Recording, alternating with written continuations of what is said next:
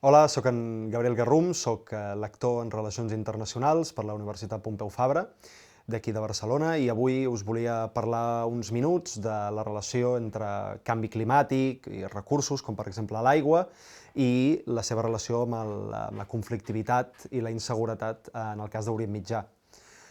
Des d'un punt de vista acadèmic, hi ha una àmplia literatura en aquest sentit, especialment literatura més antiga, prenia com a hipòtesi la idea que el canvi climàtic, transformacions pel que fa a la disponibilitat de recursos essencials, com pot ser l'aigua, per exemple, tenien una relació directa i fins i tot quasi causal amb la conflictivitat armada. S'entenia que en aquells casos on hi havia més mancança d'accés a recursos, o fins i tot una disrupció en els patrons d'accés a aquests recursos, doncs això ens portava de manera quasi directa i relacional a una major conflictivitat i major inseguretat.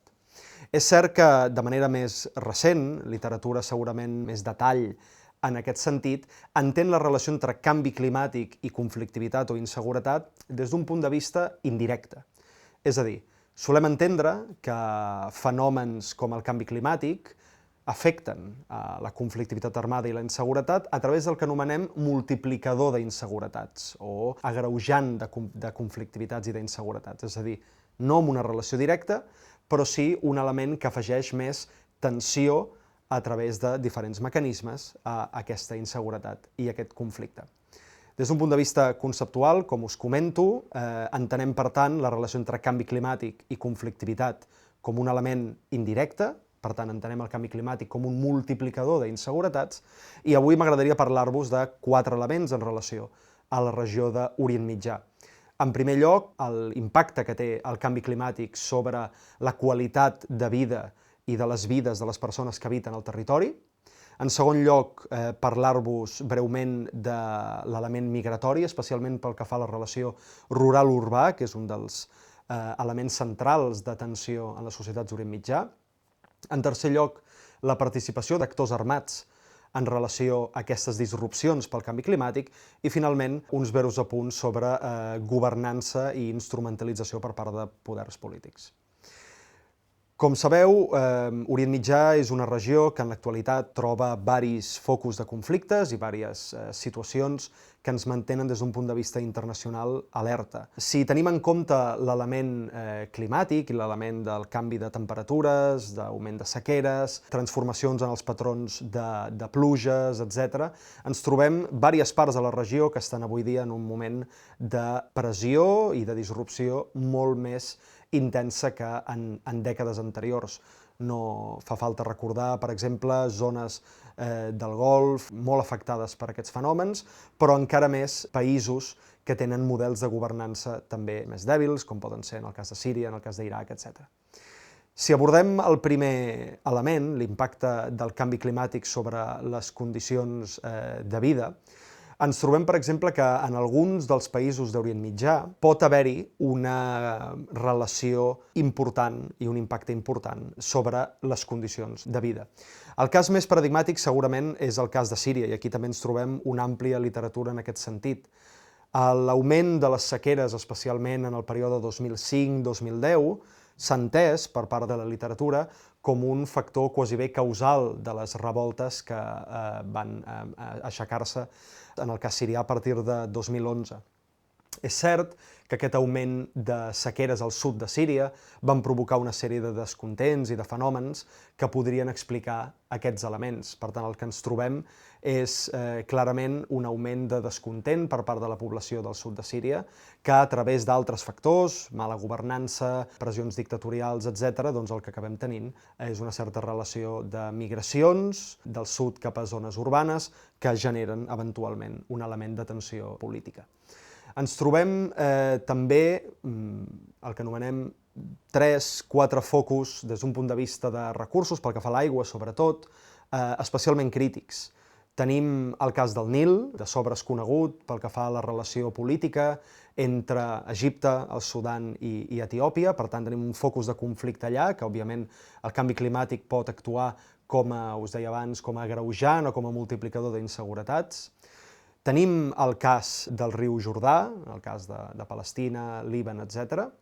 Tenim també el cas de manera molt important de Turquia, Iraq, etc., en el cas del Tigris i l'Èufrates, que també és un punt de tensió molt important, i com us explicaré a continuació, aquests diversos punts de pressió també augmenten la inseguretat i la vulnerabilitat en aquest sentit. Primer de tot, un element de com el canvi climàtic perjudica les condicions de vida de la població local.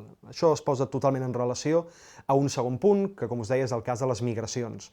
Us deia el cas de Síria, com des del sud, particularment a la província de Daraa, un volum de població molt important, 2005-2010, migrant cap a zones urbanes, creant, per tant, barris perifèrics, barris on hi ha menor provisió de serveis i, per tant, hi ha més descontent social, que eventualment això pot o no, i aquí hi ha un element de contingència política important, desenvolupar un element de protesta o un element de descontent polític.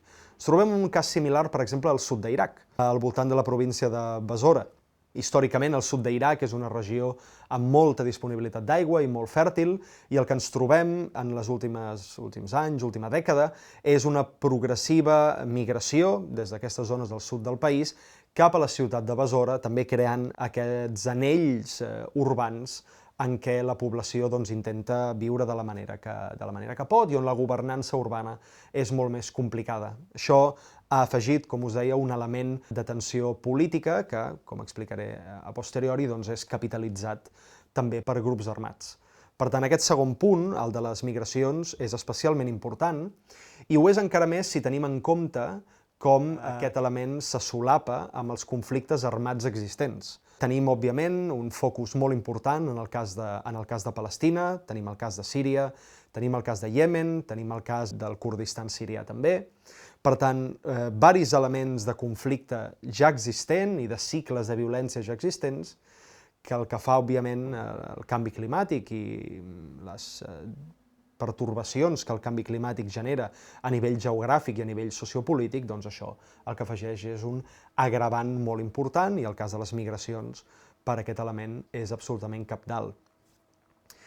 El tercer punt és el de la participació d'aquests focus de pressió climàtica pel que fa a grups armats. Això en el cas d'Orient Mitjà, com us comentava, està absolutament interrelacionat amb els conflictes armats ja existents. Com comentava al principi, la relació causal o directa entre canvi climàtic i conflictivitat és vist per gran part de la literatura com quelcom difícil de provar, un element molt mediat per altres factors, d'àmbit de seguretat humana, d'àmbit de seguretat internacional, i que per tant hem d'abordar des d'un punt de vista molt contingent i per tant amb molt detall pel que fa a cadascun dels casos o cadascun dels països. Pel que fa a la participació de grups armats, sabem que algunes milícies utilitzen l'entorn natural com un element de guerra, com un instrument més per dur a terme la guerra.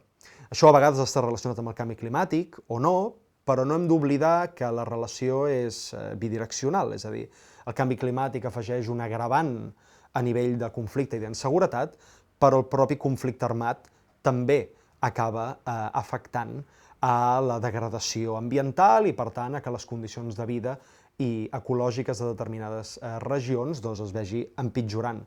El cas de Basora també és un cas molt excepcional, on varis cicles de conflicte, des de l'ocupació americana fins al conflicte sectari a l'actualitat, ha afegit molta més tensió en els ecosistemes, aigua altament contaminada, etc. En el cas de Síria veiem tàctiques per part de grups armats, que bàsicament es tracta de cremar absolutament tot el que ens trobem. Ara mateix tenim alguns focus molt importants de focs a Síria i s'està especulant fins i tot amb la possibilitat que això hagi sigut part d'estratègia de grups armats militants. Per tant, és una tàctica, l'ús de l'ecosistema, l'ús de l'espai natural, que s'utilitza i s'instrumentalitza per part de grups armats. En altres regions això és encara més evident, per exemple, grups jihadistes transnacionals, en el cas del Sahel, per exemple, que mobilitzen el descontent pel canvi climàtic, per la sequera, per la dificultat de predir les tempestes i l'accés a l'aigua, per mobilitzar algunes identitats locals o grups comunals i aprofitar-ho per dur a terme la seva pròpia campanya jihadista. No oblidem que el jihadisme és un element transnacional, per tant ens podem trobar tàctiques d'aquest estil en altres àmbits. Un Últim element que m'agradaria comentar és el de la instrumentalització del canvi climàtic i l'element ecològic, especialment pel que fa a l'aigua, no només per grups armats, i aquí hem d'obrir una miqueta més el focus, i centrar-nos en qüestions de governança i els propis poders polítics. Com us deia, ens trobem en diversos focus de tensió, especialment al voltant de bases fluvials i de rius cabdals per la regió, com són el Nil, com són el Tigris i l'Èufrates, com és el riu Jordà. I per tant, en tots aquests espais que comparteixen diversos països, doncs hi tenim conflictes actius o tensions i disputes entre països. No oblidem que les accions que duen a terme alguns dels actors acaben sempre impactant a les condicions de vida també i estratègies d'altres actors.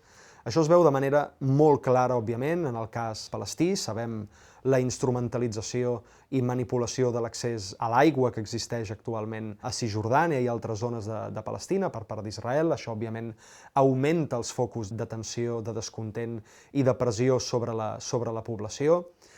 D'altres casos que trobem també molt importants pel que fa a la relació amb el conflicte armat, en el cas del Kurdistan, sobretot en el nord de Síria, depuradores d'aigua que les comunitats locals necessiten de manera desesperada perquè, òbviament, l'alteració, com us deia, de la pluja i l'augment de sequeres fa necessari la instal·lació de desalinitzadores, depuradores, etc. Hem vist de manera sistemàtica com Turquia bombardeja aquestes infraestructures, utilitza l'aigua com un element de pressió demogràfica, pressió social.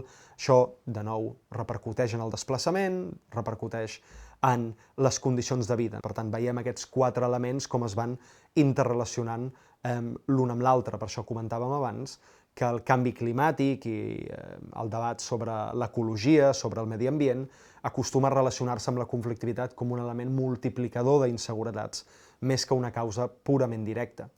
Veiem també un augment de tensió actual i en els últims anys entre Egipte, Etiòpia i el Sudan per la construcció de preses. La construcció de preses són també un element de tensió important i potencial focus de conflicte. Tenim el cas d'Egipte i Etiòpia, però també tenim el cas de la construcció de preses de Turquia. Aquí, per exemple, el desnivell en capacitats de governança i de poder entre determinats països acaba repercutint en l'impacte que aquestes qüestions tenen sobre determinats actors. Si pensem entre Turquia, Iraq i Síria, dels 3 països, Turquia, sens dubte, el que té més capacitat infraestructural per desenvolupar aquestes preses i també capacitat militar de control, etc.